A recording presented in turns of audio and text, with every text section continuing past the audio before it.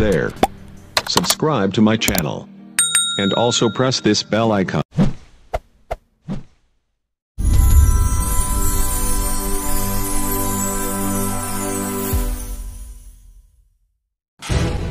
नमस्कार, और इस वक्त की सबसे बड़ी खबर मैं आपको दे दूं। भारत सरकार ने फिर से 118 चीनी ऐप को बैन कर दिया है। इसमें सबसे बड़ी खबर, पबजी समेत 118 चीनी ऐप फिर से बंद कर दिया गया है। यानी टोटल अगर देखा जाए तो 228 के आसपास चीनी ऐप बैन हो चुके हैं। जी हाँ, इस वक्त की सबसे बड़ी खबर, भारत सरकार ने 118 चीनी ऐप को बैन किया। पबजी समेत 118 चीनी ऐप बैन। भारत में पबजी समेत 118 चीनी ऐप बैन।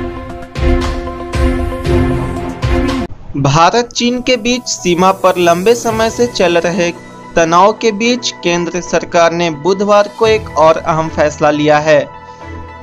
सरकार ने चीन पर तीसरी बार डिजिटल स्ट्राइक करते हुए दुनिया भर में लोकप्रिय गेमिंग ऐप पबजी समेत 118 मोबाइल ऐप्स को बैन कर दिया है। इससे पहले भी सरकार कई चीनी कंपनियों की ऐप को बैन कर चुकी है। सूचना और प्रौद्योगिकी मंत्रालय ने प्रतिबंधित की गई ऐप्स को देश की सुरक्षा, संप्रभुता, एकता के लिए नुकसानदेह बताया है। ऐप्स को बैन किए जाने की जानकारी देते हुए आईटी मंत्रालय ने कहा, सूचना और प्रौद्योगिकी मंत्रालय, भारत सरकार ने सूचना प्रौद्योगिकी अधिनियम की धारा 69A के तहत इस फैसले को लागू किया है। ये सभी 118 मोबाइल ऐप्स विभिन्न प्रकार के खतरे उत्पन्न कर रही थी, जिसके चलते इन्हें ब्लॉक कर दिया गया है। मंत्रालय ने आगे कहा, उपलब्ध जानकारी के मद्देनजर ये ऐप्स ऐसी गतिविधियों में लगे हुए हैं जो भारत की संप्रभुता और अखंडता, सुरक्षा के लिए नुकसानदायक है। सरकार ने जिन 118 मोबाइल ऐप्स को बैन किया है उनमें APUS launcher, APUS security antivirus, APUS turbo cleaner, Xiaomi की शेयर सेव, फेसयू, कटकट, बायडू समेत कई अन्य ऐप्स प्रतिबंध किए गए हैं।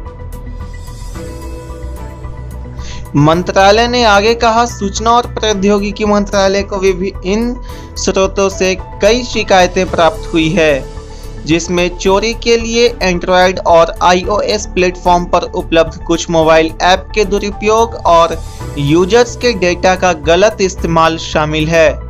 आईटी मंत्रालय ने कहा कि भारतीय साइबर अपराध समन्वयन केंद्र गृह मंत्रालय ने भी इस ऐप्स को ब्लॉक करने के लिए एक विस्तृत सिफारिश भेजी है।